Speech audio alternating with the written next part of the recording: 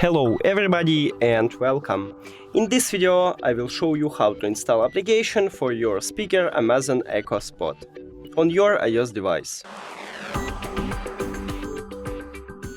You have to start by connect your speaker to the power. Now we should have Amazon logo here, and then we will have a QR code. Now we can scan a QR code, or we can open App Store.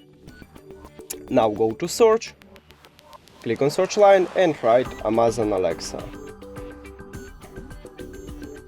And we should install this application. Or we can also scan QR code. I will show it to you. I'm just scan it, and now I'm open the same application. So just install it. Now open it. Hello. And we did it.